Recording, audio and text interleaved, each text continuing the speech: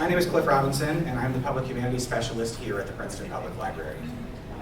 This evening's program was made possible in part with support from the National Endowment for the Humanities. So it's my honor to introduce our guests, Drs. Jane Greenway-Carr, Lori Harrison-Kahan, and Valerie Popp. Jane Greenway-Carr is a senior editor with CNN Opinion, whose work has also appeared in The Atlantic, Slate, Time, and Vox, among other publications. She was previously a contributing editor and ACLS Public Fellow at the think tank New America, and a lecturer in the English department at New York University.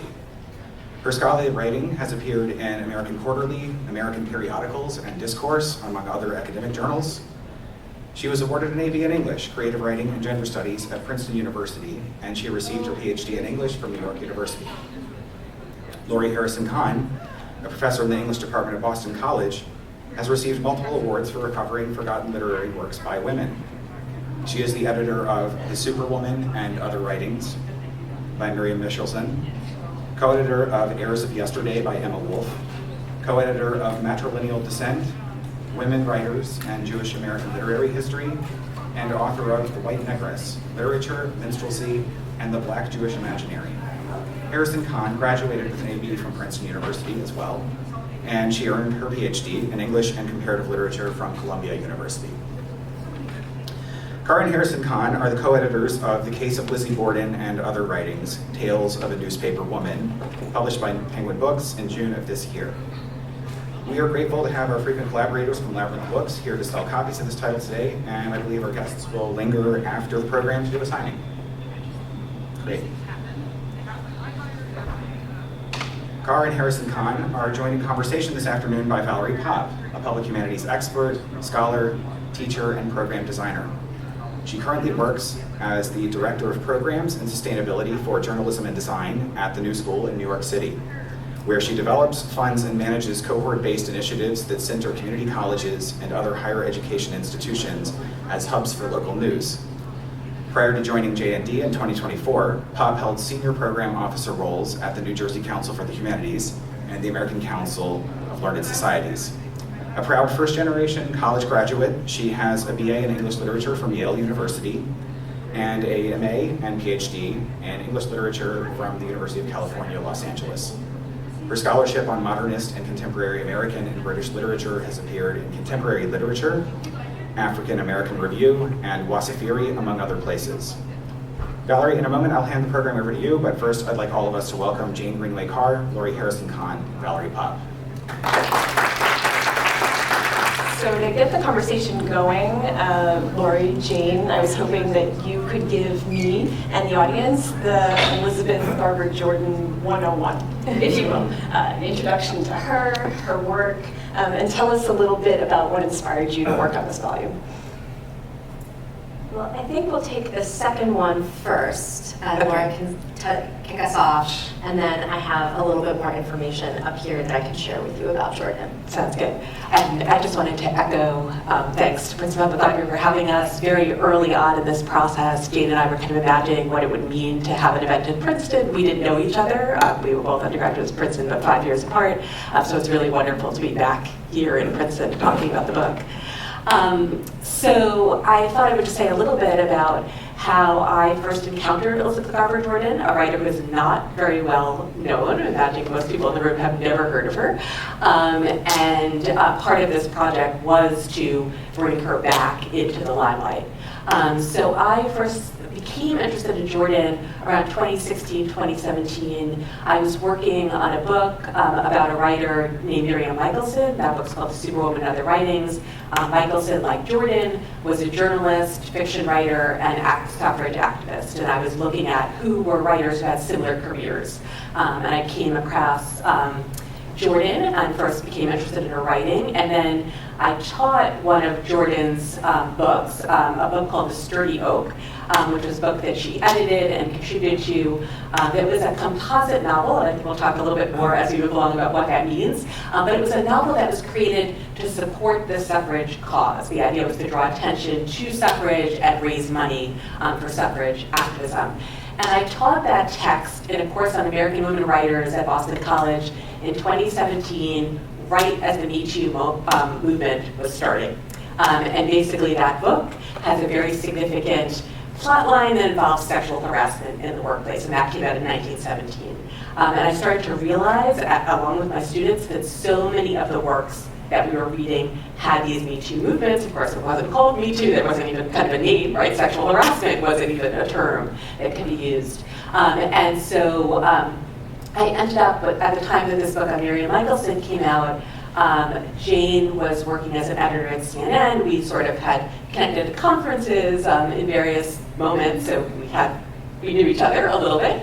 And I pitched to her an op-ed piece about the ways that these writers, Miriam Michelson and Elizabeth Jordan and other writers of this early 20th century period, many of whom had worked as journalists and then became fiction writers, could be seen as the predecessors to the Me Too movement.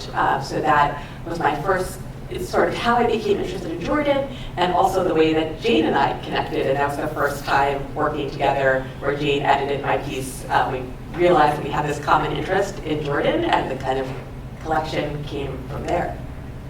So thank you, Lori, and I just want to pause and thank the Princeton Public Library as well, my new adopted hometown library, and I could not be more thrilled to be here and more grateful to Valerie, Cliff, or Janie, or the entire institution. So thank you all for joining us here today. I will pick up the baton and say a little bit more about Jordan, but first I will begin by saying my interest in Jordan preceded, I think, Lori's, because she was a part of my dissertation when I was in graduate school. So at that time, I was studying editors and how their work in the late 19th and early 20th centuries really helped to innovate and drive forward social and political reform movements.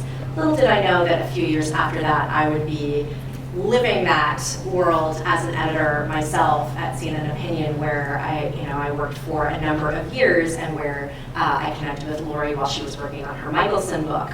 But my interest in Jordan during my research for my dissertation really focused and centered in on that period of her career in the 19-teens when she was editor of Harper's Bazaar, and then after that she was really a pivotal figure in the 1917 campaign in New York State to get women the vote, and that's where the Studio came from. And of course, as I studied her, there were so many fascinating details, most of which didn't make it into the dissertation. She, is born in Milwaukee. She travels to New York City in the same years that Nellie Bly is really revolutionizing women's journalism for the New York World. She goes to the same paper. It takes a different strategy. She, works very much as a reporter, not in the kind of Bly spectacle persona, but she ends up covering a lot of true crime. She covers a very famous murder case in 1892 in New York City, and ultimately is assigned to cover the Lizzie Borden trial in Massachusetts in 1893. All of these things were things I found fascinating at the time, but weren't really germane to my interest in social and political reform movements. But what she does that's so, I think, revolutionary both for the time and for now, and which Lori's work has illuminated so brilliantly, is while she's working as a journalist, she's also exploring themes derived from her journalism in her fiction that allow her to push the envelope and tell stories that appeal, both elevate the stories of marginalized members of society and to say things about the experiences of women in the fiction pages that she would not have been able to say in the pages of her journalism, but that journalistic work really is the engine that's driving a lot of that storytelling. So just to give her, this is a little bit of an introduction into who she was and what work she was doing, but in terms of her editorial work, her reportage, her creative endeavors, and her activism in the 1890s, 19-teens, and early 1920s, there really aren't very many significant literary, cultural, political, or journalistic figures that her career doesn't intersect with. And so the book that Lori was referring to, The Sturdy Oak, is really the main way that most people find her, and it's remained in print pretty consistently since its publication. But all of this other work, her editorial work with Harper's Bazaar, her innovation of genre in terms of journalism, her coverage of Lizzie Borden, these are things that have largely been lost about her, as well known as they were about her in her own time. And so when Lori and I connected with this CNN piece in the fall of 2019, we really felt that it was an important moment, in part because of how she lends context to how Me Too really build on and raise new questions about the norms of journalism, but also because there's really a lot going on right now in terms of the recovery of women journalists and women editors that a lot of scholars and writers for the public are invested in. We felt like the moment couldn't be more perfect or more important for us to put together a collection of some of the work of Jordan's that had been lost. I'd love to talk a little bit more about that intersection of fiction and journalism, especially in the context of creating an edited volume, right? Excavating a little bit of that work together that you were doing, but also thinking about, I believe this is the first volume that collects both her fiction and her journalism in the same place, right? So thinking about that formal juxtaposition and what that means to the recuperative process that you're both talking about. What sorts of things were top of mind for you in doing this work, especially given how self-conscious she was of her own role as, I think you call her a media polymath, right? She was both an author, an editor, she worked in, a journalist, and then she worked in multiple genres, right, within each of those. So if you could tell us a little bit more about that, what were you thinking about when you were deciding what would go in the book? I could start off. This is a real challenge because you can just see from this kind of brief snapshot of her career, she's incredibly prolific, right? Working in all these genres. She has a very long career, over decades, many decades. So a couple of things. So one thing that kind of made it easier is that we decided to go with works that were in the public domain. So first of all, kind of 1925 was our cutoff. So this really is the collection is her early career, right? So this is the foundations, and we are really hoping that other scholars will pick up and build on what comes later in her career. So that was one thing, and we wanted to also choose pieces of journalism and fiction that spoke to each other. And I think that'll become more evident over the course of this conversation, but she starts off as a reporter, and then she takes stories that she reported on and turns them into her works of fiction. So throughout the collection, you see these really rich intersections. And you also see her, it works both ways, because in her, you can see how she became a fiction writer when you read the journalism, because she's using techniques that we usually associate with fiction. And then the other piece of this, when you're creating a collection like this, you're often thinking, we're hoping that the public is going to read it, but we also hope that it's a text that is going to be taught in the classroom. So we're always thinking about this question of teachability, and we were really lucky in working with this project. I had 4 different research assistants at Boston College who read all of Jordan's work along with us, and helped make decisions about what was resonating now, particularly for young women, and what they can imagine which of Jordan's pieces spoke to them, what they can imagine having conversations about with their peers, and in the classroom. So those were all things that informed the really difficult decisions we made, because I think our initial version of the table of contents was at least twice as long. We kept narrowing and narrowing.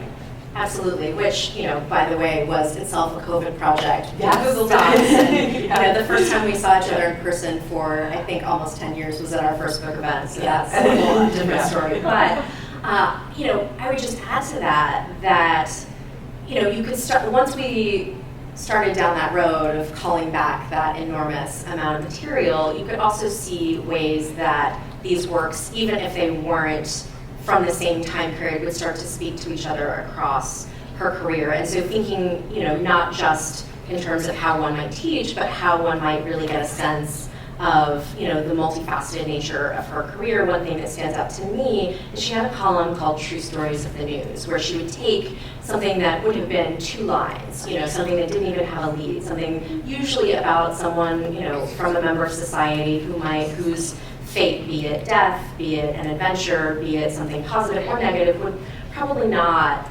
generate a lot of interest by the leaders of society. And her charge was to report on that incident and express it in ways that really recognized her ability, that I think her editors clocked really early on, her ability to spin narrative from journalism and do it in a way that was true to reportage, but also leaned in to the idea that there was a story there. And this happens at a time when Joseph Pulitzer is really invested in expanding the audience for his papers, is really looking for ways to connect in a cross-class way with immigrant communities and with other communities in New York City. And Jordan becomes really central to that. not just on the basis of her ability to write good fiction, but it's a really significant element of it. I also really appreciated in those excerpts, which start the book, correct, that she not only, sort of is elevating these stories that typically aren't told, but then she goes on to talk about the after effects of the publication of those stories in some cases, right, where she will publish and then ask for, sort of contributions to a family that's in need, and then goes on to report about that as well, right? So sort of really inviting the audience into her own, sort of narrative process. I found that fascinating. So we're all literary scholars up here, and we love nothing better than to tackle text. So I feel like we'd be remiss if we didn't start to dig in to a couple of the pieces that are in this volume, and it'll also give everyone here a flavor. We hope it's a very enticing, delicious flavor for the rest of the book. So let's start. I'd like to talk about the piece in The World that, all the pieces in The World that were related to the coverage of the trial of Lizzie Borden, which really served as the springboard for her career. And one of the most interesting moves to me, at least, as she starts this reportage, is how she positions her own coverage as real and as a contrast to the other journalistic coverage that's out there. So Jane, I know it was really funny, and I had highlighted that passage entirely, sort of separately, was hoping to talk about it, and that's one of the things that Jane most wanted to talk about, so it was very fortuitous. Do you want to walk us through some of that text and talk about sort of, Jordan's positioning of herself and her journalism in that way? Absolutely, and I'll just give a little bit of a backdrop. She was very well established in New York journalistic circles at this point and had covered this very famous murder in New York City the previous year, but initially, and there's a fantastic scholar on Borden, Carr Robertson, who has a book that came out a few years ago really delving in detail into the trial, so I highly recommend that. But one of the things that she points out is that initially the judge in the case had limited coverage availability to only Massachusetts papers, and so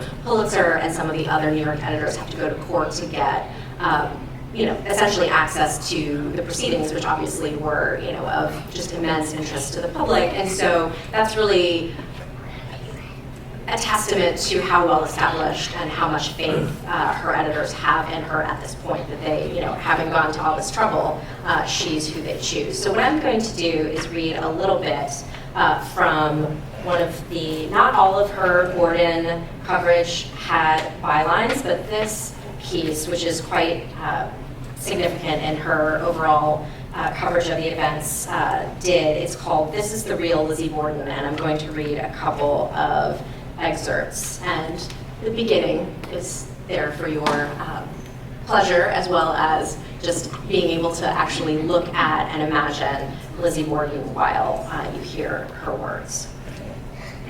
She calls this a pen picture and character study of the most interesting woman of the week.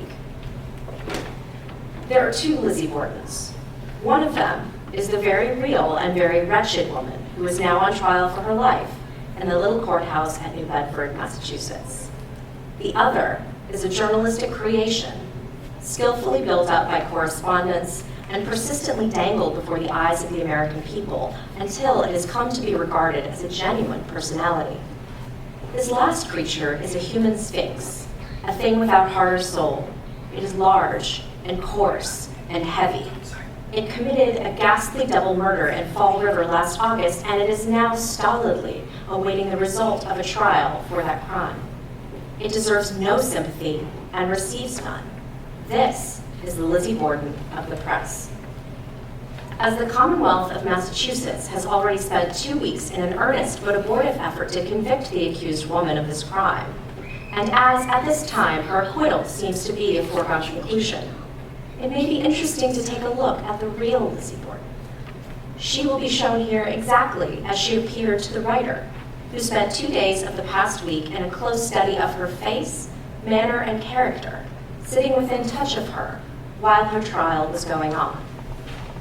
So then there are several sections where we get an introduction from Jordan to Borden's comportment, some of her sartorial choices, even the carriage of her face and parts of her body. So we're really getting a fully fledged 360-degree portrait. She describes her as the best-dressed woman in court.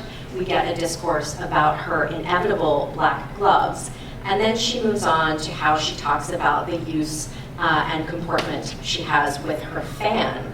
And I'm going to skip ahead because she sets up all of that portraiture in order to then say the Fall River Sphinx is a myth. And she writes, "It is time to touch upon the fact that Lizzie Borden herself is not the cool, stolid, sphinx-like woman which she has been represented to be.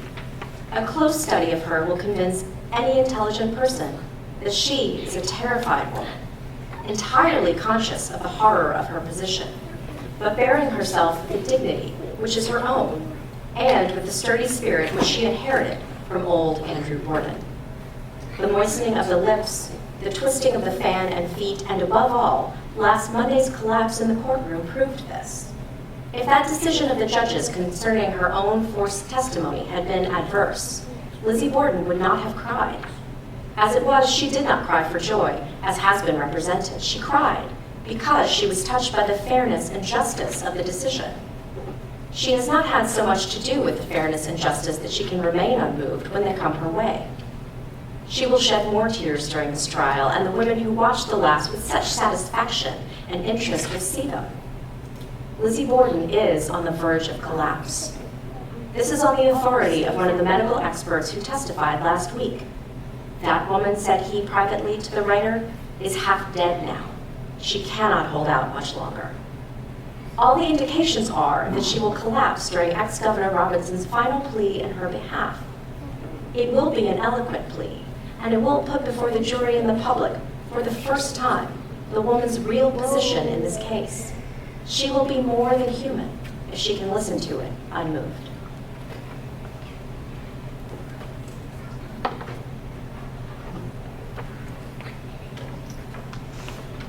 And that's just a taste, too. Yeah. She goes into pretty exhaustive detail about Borden. One of the other witnesses. Yeah, and the other witnesses. And the evidence. The skull. The skull. And she's so interested in the other women in the courtroom and yes, really drawing attention to. Yeah, no.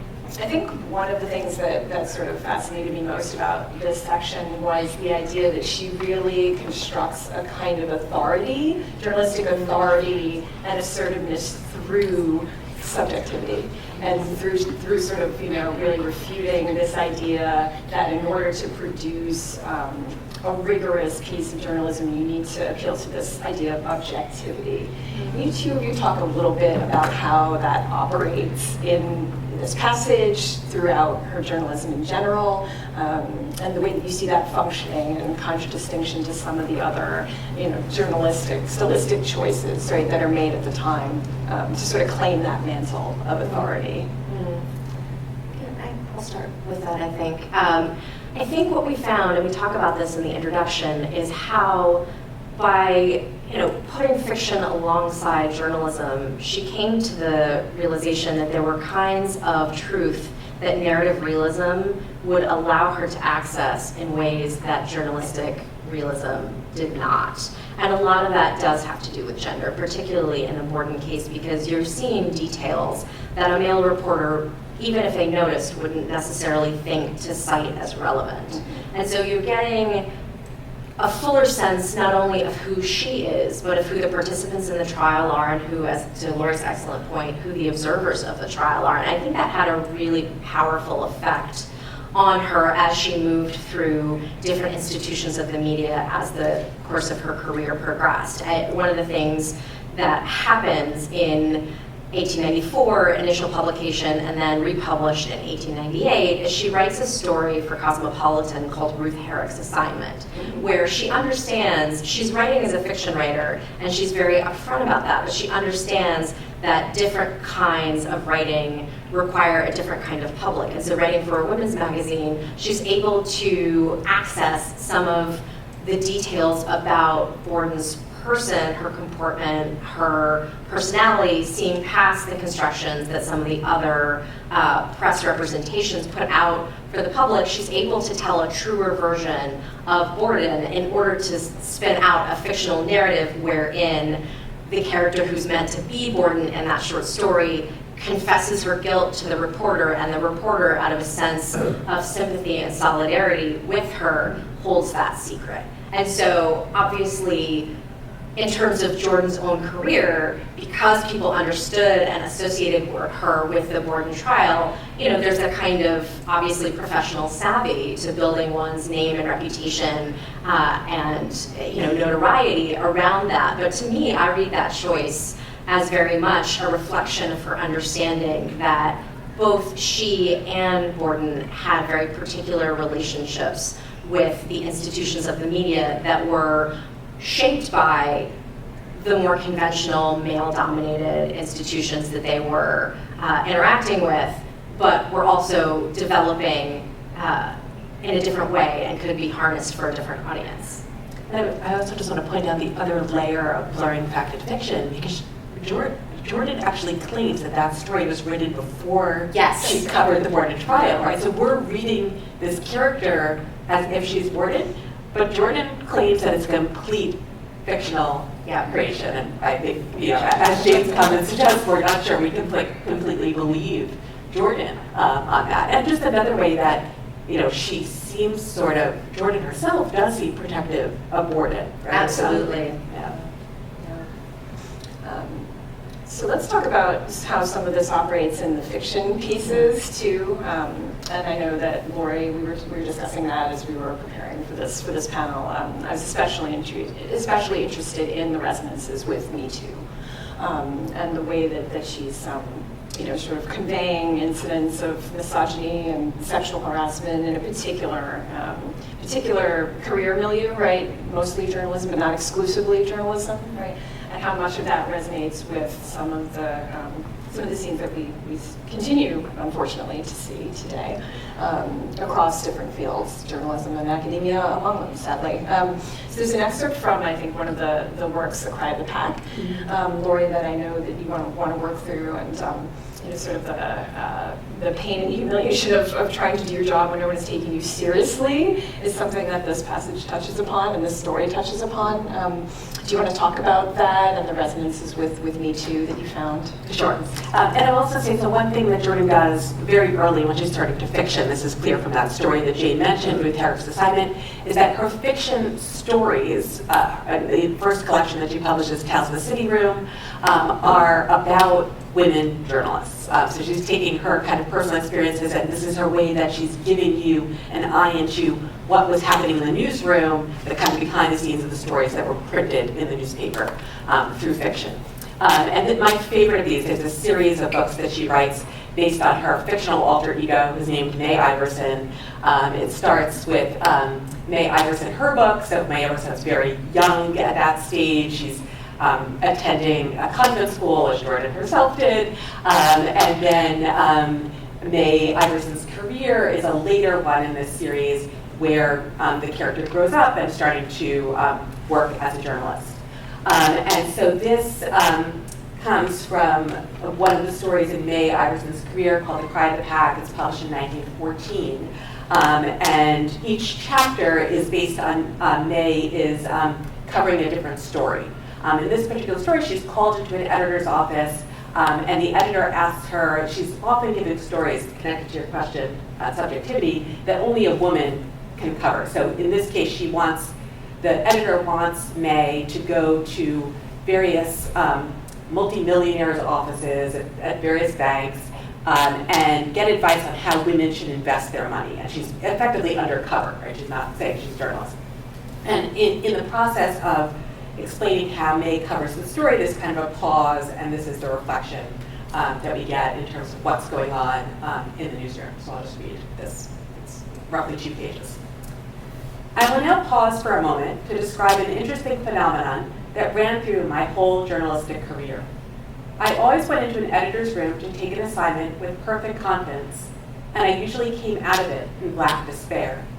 That confidence was caused by the memory that I had got my past stories. The despair was caused by the conviction that I cannot possibly get the present one.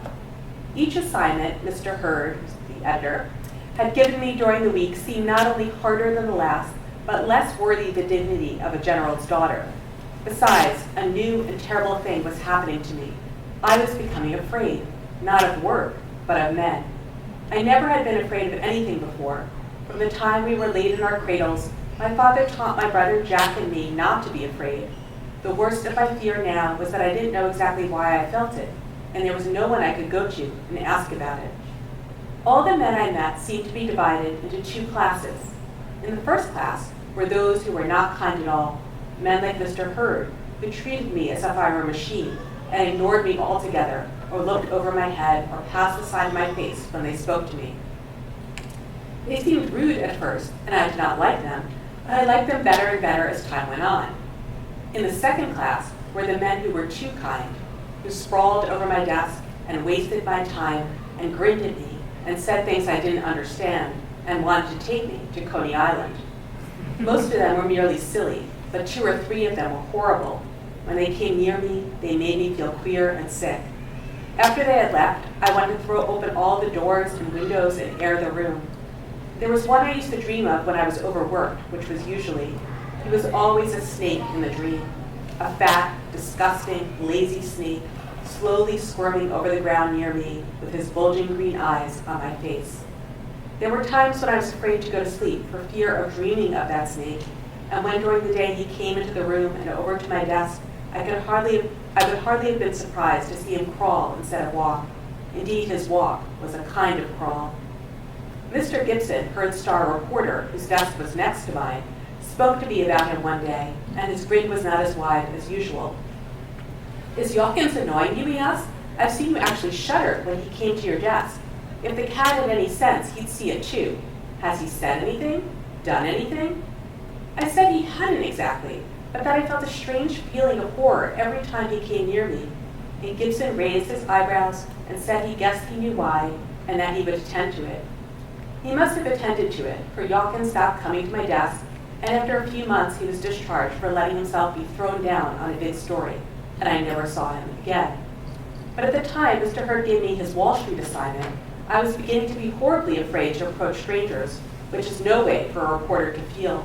And when I had to meet strange men, I'd always find myself wondering whether they would be the Hurd type or the Yawkins type. I hardly dared to hope they would be like Mr. Gibson, who was like the men at home, kind and casual and friendly, but of course some of them were. Once Mrs. Hoppin, a woman reporter on the Searchlight, came and spoke to me about them. She was 40 and slender and black-eyed, and her work was as clever as any man's, but it seemed to have made her very hard. She seemed to believe in no one. She made me feel as if she had dived so deep in life that she had come out into a place where there wasn't anything. She came to me one day when Yawkins was coiled over my desk. He crawled away as soon as he saw her, for he hated her. After he went, she stood looking down at me and hesitating. It was not like her to hesitate about anything. "Look here," she said at last. "I earn a good income by attending to my own business, and I usually let other people's business alone. Besides, I'm not cut out for a star at Bethlehem. But I just wanted to tell you not to worry about that kind of thing." She looked after Yawkins, who had crawled through the door. I tried to say that I wasn't worrying, but I couldn't, for it wasn't true. In some way, though I didn't know why, I couldn't talk to her about it. She didn't wait for me, however, but went right on. "You're very young," she said, "and a long way from home. You haven't been in New York long enough to make influential friends or create a background for yourself. So you seem fair game, and the wolves are on the trail. But you can be sure of one thing, they'll never get you, so don't worry." I thanked her, and she patted my shoulder and went away. I wasn't sure just what she meant, but I knew she had tried to be kind. So I'll stop there. I think you can see the ways that the kind of things that she's talking about, the sexual harassment in the workplace, and this goes on to get even more detailed, are topics that at the time couldn't be talked about in journalism the way they were at the beginning of the Me Too movement when the Harvey Weinstein story broke. And so what we see is Jordan turning to fiction, right, as a way to get this out of the open, to break that silence. And she comes back to it over and over again throughout her fiction and in her autobiography, interestingly. So we know from the autobiography that these are based on things that actually happened to Jordan. And then one other thing I was going to say about that passage that I really love is that in that short space, you see how deft she is with character. So she's introduced 3 men. She says men can be divided into 2 types, but there's actually a third, all right? So you have this kind of range of the man who just can't give her the time of day, who almost treats her as if, no different from the way a male reporter would be treated. Then you have the predator, And then you have the male ally, right? So she's giving these kind of possibilities for masculinity, right? It's not just like the condemnation of toxic masculinity, but giving you this full range.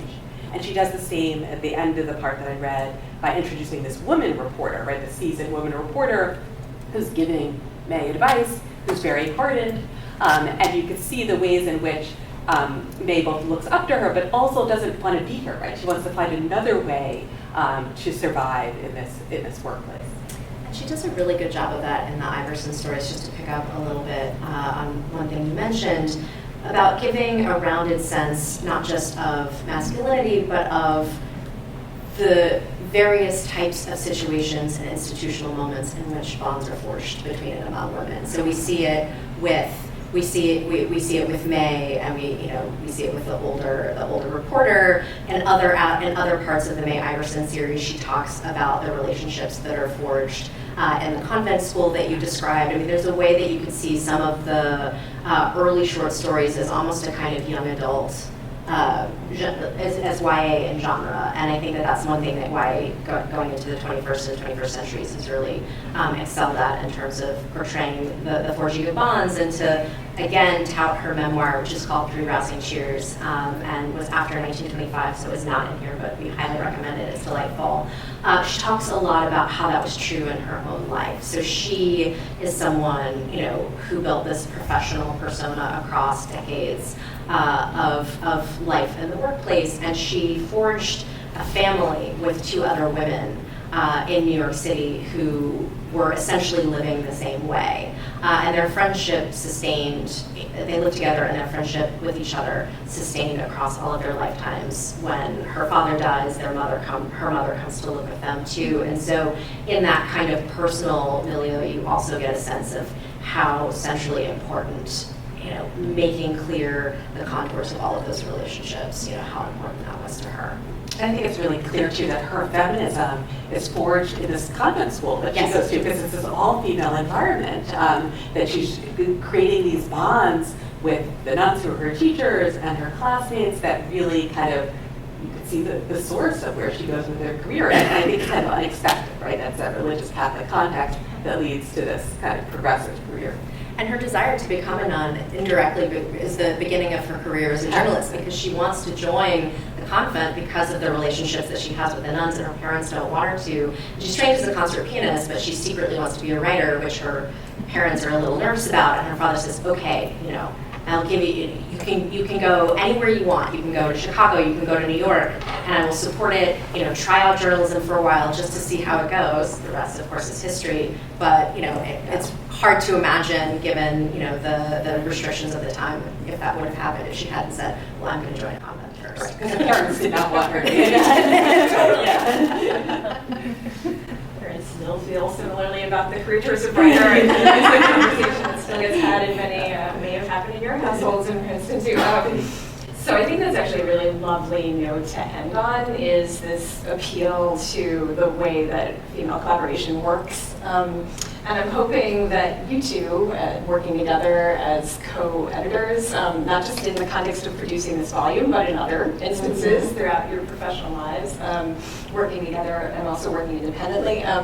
What did the process of this book, creating this book, sort of teach you about your own authorial and editorial voices, and sort of the limitations, but also the bright spots of the world of letters? Well, I'll pick that up just briefly by giving a visual introduction to how central editors and journalists were to suffrage activism in Jordan's time. This is a few years before the Sturdy Oak, but it's a representation of the Editors and Journalists Committee in one of the early New York State suffrage organizations parades. And this is 1911, but Jordan was extremely active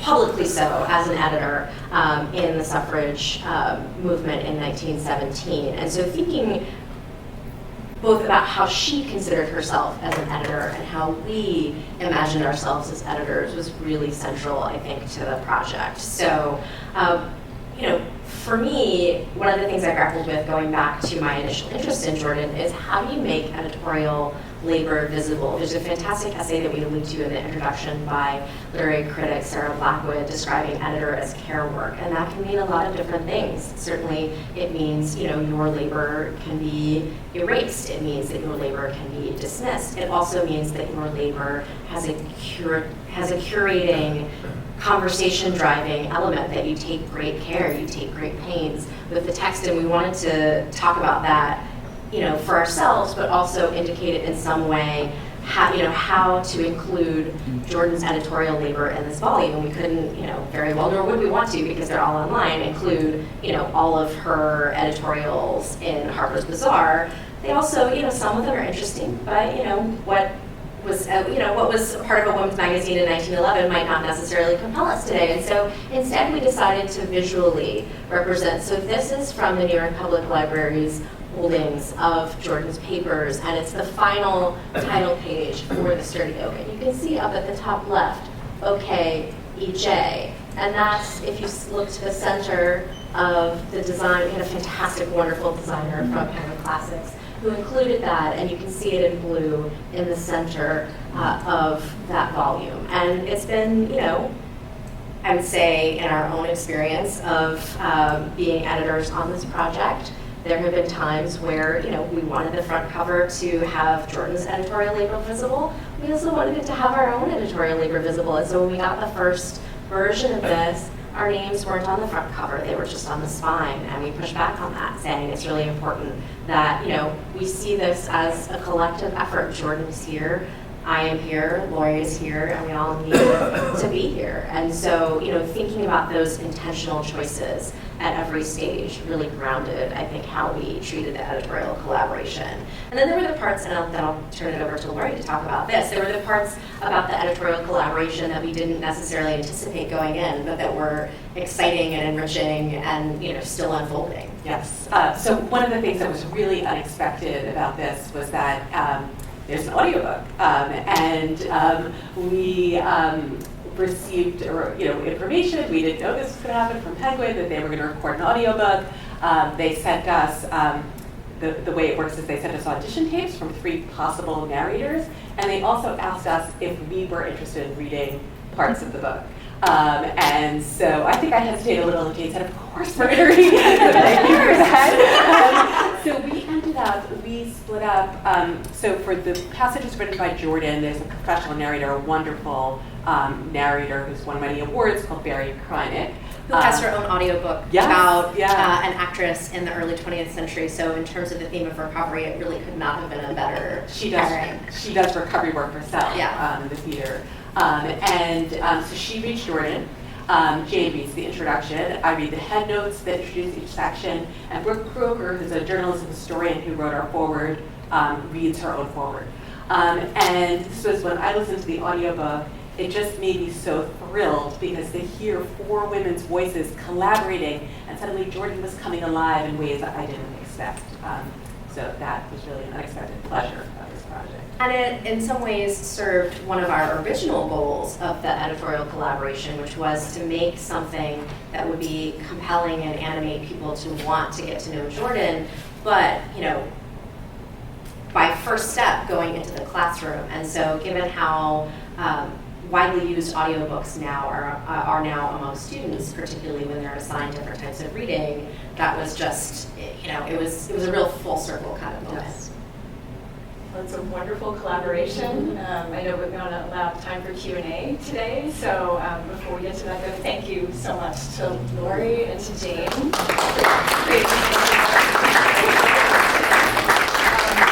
As we move to the Q&A, I'll just ask that you wait for me to bring the mic to you, but just raise your hand and we'll open our mics.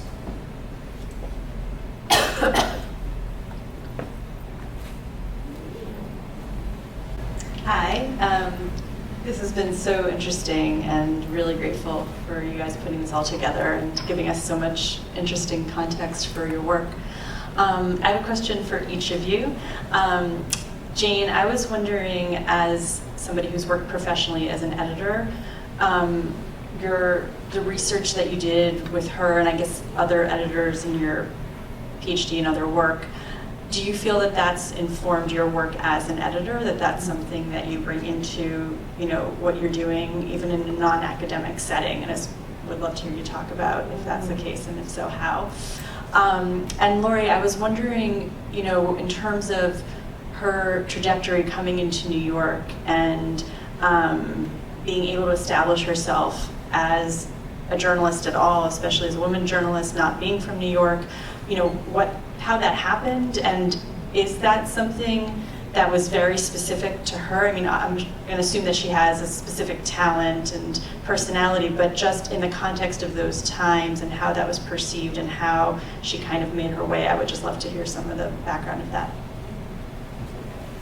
Well, to answer your first question, the answer is definitely yes, and that looks different, I think, depending on what the assignment is and how I'm thinking about, the editing work that I'm doing. I think that Jordan thought so intentionally about her relationships with writers, and she thought about herself as an editor who was also a reporter. I have worked less on the reporter side of things, but I definitely think of myself as an editor who is also a writer. And I think being mindful of the demands of those roles, depending on which one you're sitting in, but also considering the other side and seeing it as, a collaborative process that involves dialogue. I think that she also saw each piece as its own individual world. And so her reporting was very much about gathering the information that she needed to teach herself what she needed to know to understand that world. And that, I think, is something that informs a lot of the editing work that I've done in journalism. And then I also think that there's just a sense of history to pivotal moments in journalism, particularly over the last 5 to 10 years, that Jordan had, and that a lot of the women that I researched about and wrote about in my dissertation had, and to understand journalism as a type of participation in print culture that is specific to itself, but also in dialogue with other ways that people make meaning from reading and writing in their own lives. I always felt very connected to that and have felt connected to that when practicing as a journalism in my own life. So, the manifestation might be different on a particular day, but the answer to the question is yes, for sure. I could also attest to the collaborative nature, Jane, of your editing, because one of the dirty little secrets of academic publishing is that you really do not get edited. So it was so nice to have the piece in CNN where we were really going back and forth, and then when we worked on this, we edited each Absolutely. other. So to answer your question, so we do have Jordan's own version of the story of how she kind of made it in New York, getting that first shot in the New York world. She was writing, she wrote for the Chicago Tribune and other papers in Milwaukee before, so she had some journalism experience. And then she decides to, I think very audaciously, just as a young single woman, go off to New York. And the story she tells is like basically she goes to New York World and knocks on the editor's door and says, "I'm here, will you hire me?" Like it's just this very bold story. But I think it's important to keep in mind that Nellie Bly had paved the way. She was the journalist who really kind of broke through in terms of getting papers interested in hiring women.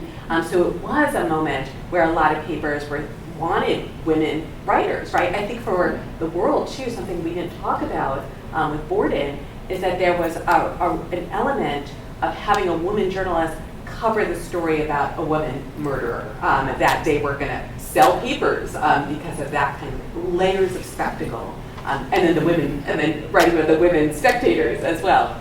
So that's anything else that you remember about how she gets that job? I would say that, definitely the boldness, there's a real element, and I'm drawing in a little bit here from her memoir. There's, in retrospect, maybe a little bit more emphasis on the chutzpah element, but she also talks really openly about, and this was well known in her own time, about how she's initially sort of, exiled to the Brooklyn Bureau and asked to write about things that don't feel very serious to her, and she's very conscious in her efforts to avoid being pigeonholed to the women's page, but the way that she gets there is by getting a story that she could only have gotten if she were a woman. She's assigned to go to Cape May to, I think, write about a resort or something, and the president's daughter and grandchild are in residence, and they're famously secretive, and she's very, everyone wants to know about the baby and, all of the sort of domestic life of the first family. And because she's a woman, because she's able to talk fashion with the mom, because she's able to appropriately show interest in the baby in a way that doesn't feel totally artificial, she's able to gain access for this story that gets her the initial notice that allows her to develop that reputation within the paper. So that combination of boldness and capitalizing on the opportunities that she, can see for herself specifically because of her gender, but and using those in a way that doesn't pigeonhole her according to that gender. It's all of a piece.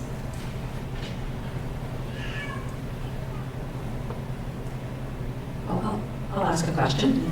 This is for Val, though. Because I thought I was going to get out of this. Because I just thought, actually, this book is about feminism and the early days of feminism and suffragettes and all of that. So Val, can you tell a little bit to the audience about the new project that we're working on here at the library that's going to kick off in October that you're helping to lead? I can. I'm very fortunate to be partnering with PPL and specifically with my colleague Cliff over there to launch a feminist book discussion series that, as Jamie said, will be starting this October. The first session is on October 21st. It will be happening in person. And I think, the library was motivated to start this program for a variety of reasons. But I think as someone who is a scholar and who's always been, sort of really steeped in feminist theory, it was really an opportunity for me to think about the way that kind of theory in my literary training could be brought into the public realm, right, which is predominantly what I do now, right, as a public humanist and as someone who thinks together with institutions like libraries, community centers, right, about how to take some of these writers, how to take some of these topics that can at times, I think, feel esoteric and daunting and make them feel empowering and welcoming. And that's ultimately the goal of this discussion group, is to really think together about these sorts of texts that provide that opening. So we're really excited. The reading list is up, I believe, partially up online. And you can take a look at some of the types of things that we'll be discussing together throughout the course of the next year. There are flyers available at the table Labyrinth has over here and at the table by the exit. So if you're curious, take a flyer as you go, just to remind you. Thanks, Val.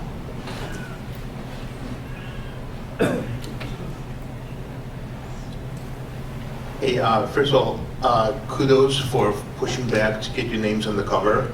A lot of times people don't know writers don't have a lot of control over the cover, and that's awesome that you guys put it back. A question about, like, when you read the description of the trial, like, if you were to read the description of a trial today in the media, and if they were talking about the woman's appearance and how much her face looked and didn't, that would kind of be the wrong thing to do. Yeah. So, how do you, can you talk a little bit about how you square that?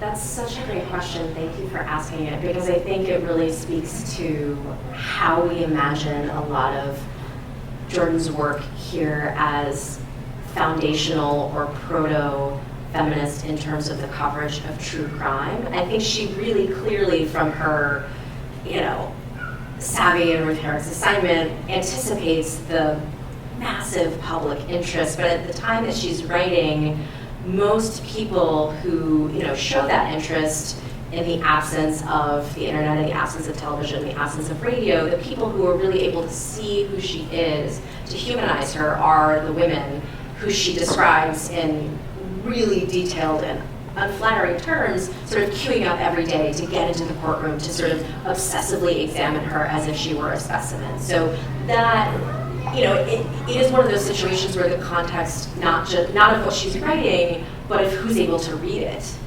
matters in the sense that she's, seeking to humanize both Borden and those who are prosecuting her, those who are defending her, and those who are obsessed with looking at her. And I think one of the major points of interest in Borden, and also there's a wonderful scholar who's working on a full-length biography of Jordan, Sharon Harris, and one of the things she's focusing on is the sort of back half of her career where she becomes a mystery novelist. She writes a novel a year. And I think you can see from that development of her career that even in her own lifetime, she dies in 1947, Jordan had a sense that our understanding of the coverage of and social and cultural investment in true crime was changing. And so I would be completely fascinated. I mean, talk about fantasy conversations with the dead. Being able to talk to her now about how some of it, even just recently with Karen Reed and some of the more high-profile trials and the podcast explosion. I mean, I think there's a lot of room to put her in dialogue with all of those things, because I think that once you let go of the context of the lack of access to any human understanding of who these people are, that kind of almost fetishizing of her, particularly her womanhood and her self-presentation does take a very different valence. And the other thing I'll just say about this is that this is before photographs are included in the newspaper, right? So it was so important for her to create that visualization in order to just immerse the reader, to make you feel like you're in the courtroom, and also to fully humanize Borden. So I think this will be the last question. Did you ever discuss the verdict and what you thought about the verdict? Why you thought the verdict came down the way it did? So she maintained always that Borden was innocent. So agreeing with the verdict in her autobiography, she clearly says that. But as we said, there are fictional, multiple pieces of fiction that she writes that will get you to question whether Jordan actually believed that. Yeah, and she does do a really detailed job, and the scholar who wrote the Borden book that I was alluding to is trained both in literary history and in law, and she does, I think, a really detailed job of picking apart some of the problems with the prosecution's case. So certainly there are personal dimensions and humanizing dimensions of how she connects with Borden, but I think she also felt the case was badly mishandled. Okay, with that, I'll ask everyone to thank our guests one last time.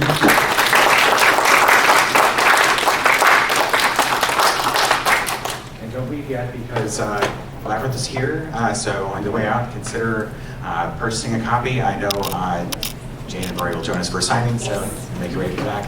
I'll ask, please don't stop.